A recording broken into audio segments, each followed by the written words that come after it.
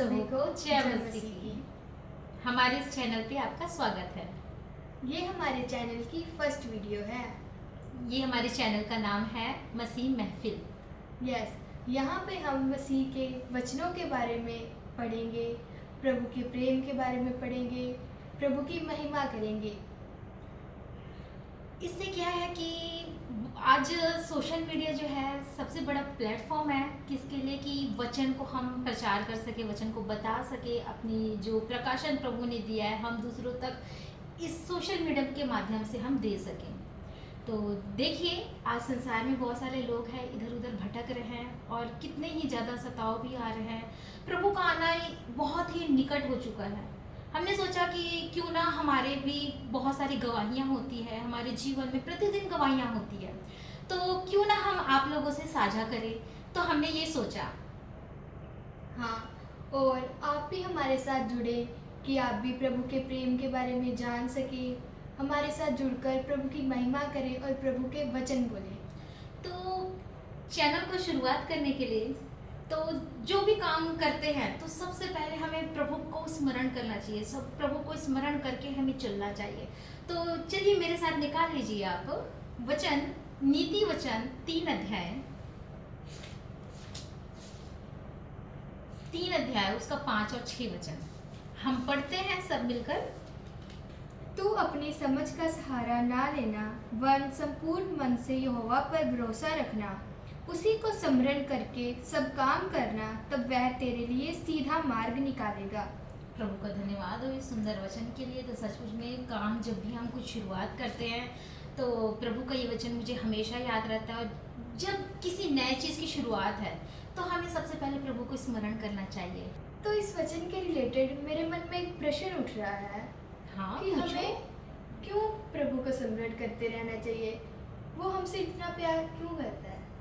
सचमुच में प्रभु ने हमें, बहुत अच्छा प्रश्न है, प्रभु ने हमें अपने हाथों से रचा है, अपने हाथों से हमें बनाया है। पूरी सृष्टि को, पूरी कायनात को प्रभु ने अपने वचनों से, अपने मुंह के शब्दों से रचा। परंतु हम मनुष्यों को प्रभु इतना प्रेम कि उसने हमें अपने हाथों से रचा है ना। स्मरण रखना चाहिए हमें। क्यों स्मरण रखना चाहिए? क्योंकि वो हमें स्मरण रखा, देखो कितना प्रेम करता है प्रभु हमसे और हमारे हर प्रतिदिन हमारे साथ रहता है। तो जो प्रतिदिन प्रति क्षण हमारे साथ रहता है वो हमारे नित्य दिन प्रार्थनाओं की ओर कान लगाता है। तो हम भी क्यों ना अपने दुख सुख किसी भी परिस्थितियाँ तो हम क्यों ना उसको स्मरण रखें। सच्ची बात है, प्रभु हमसे बहुत प्रेम करता है।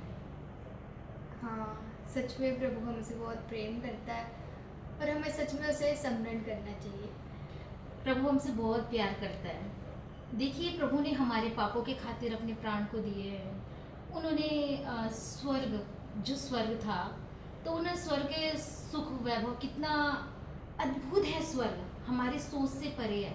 लेकिन उस सिंहासन को छोड़ करके प्रभु हमारे प्रेम के खातिर अपने आप को बलिदान चढ़ा दिया, अपने आप को हमारे पापों के खातिर क्रूस पे चढ़ा दिया और उसने अपना लहू बहाया। एक कहना ही नहीं है काफ़ी हमारे लिए, इसको स्मरण रखना ज़रूरी है। क्यों जानते हैं? जब हम उसको रियलाइज़ करते हैं अपने लाइफ में, देखिए हम सचमुच में अपने पापों से तौबा करते हैं तो प्रभु हमें उद्धार देता है, प्रभु हमें जीवन देता है।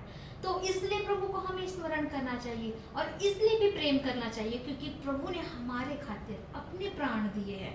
तो देखो हमारे पापों के लिए उसने अपना मोल, कीमती अनमोल लहू बहाया और हमें खरीद लिया है। तो देखो कितना अद्भुत प्रेम है प्रभु का। हाँ, इसलिए वचन भी कहता है कि उसने हमें मोल लिया है। सचमुच में अपने लहू से हमें मोल लिया है। इसलिए प्रभु का धन्यवाद हो, प्रभु की स्तुति हो। हम जितना भी प्रभु की स्तुति करें, निरंतर करते रहे, वो भी कम ही है क्योंकि प्रभु इतना महान है, सर्वोपरि है, सर्वश्रेष्ठ है। प्रभु अद्भुत अगम्य ज्योति में निवास करने वाला प्रभु है। इतना महान परमेश्वर होने के बावजूद भी वो हमारे बीच में, हमारे मन के मंदिर में, हमारे अंदर निवास करता है। तो इसलिए प्रभु को स्मरण करना चाहिए क्योंकि प्रभु तो अपने मंदिर में रहता है ना। मंदिर से एक वचन याद आया, पहला कुरिन्थियों 3:16। बोलो।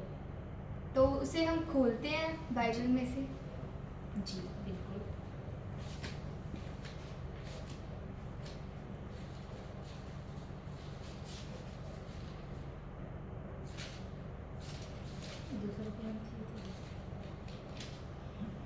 चलो हम साथ में पढ़ते हैं। क्या तुम नहीं जानते कि तुम परमेश्वर का मंदिर हो और परमेश्वर का आत्मा तुम में वास करता है? यदि कोई परमेश्वर के मंदिर को नष्ट करेगा तो परमेश्वर उसे नष्ट करेगा, क्योंकि परमेश्वर का मंदिर पवित्र है और वह तुम हो। कितनी अद्भुत बातें लिखा परमेश्वर ने। ये वचन जो है हमारे लिए है, सचमुच बहुत ही महान परमेश्वर होने पर भी वो हमारे हृदय में वास करता है ना? यही है उसका प्रेम दर्शाने का। हाँ, क्योंकि हम परमेश्वर के मंदिर हैं। आजकल लोग इतना कुछ करते हैं, हम अपनी बॉडी को नष्ट कर रहे हैं, कुछ लोग नशे से, कुछ और गलत चीज़ों से, तो हम परमेश्वर के मंदिर को अपवित्र कर रहे हैं। लेकिन यहाँ लिखा है, यदि कोई परमेश्वर के मंदिर को नष्ट करता है तो परमेश्वर उसे नष्ट करता है।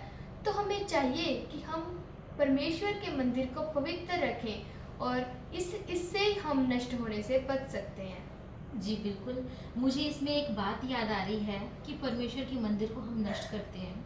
सचमुच में लोग आज पापों में इतना लिप्त हो चुके हैं कि प्रभु को भूल चुके हैं कि परमेश्वर उसके अंदर में रहता है।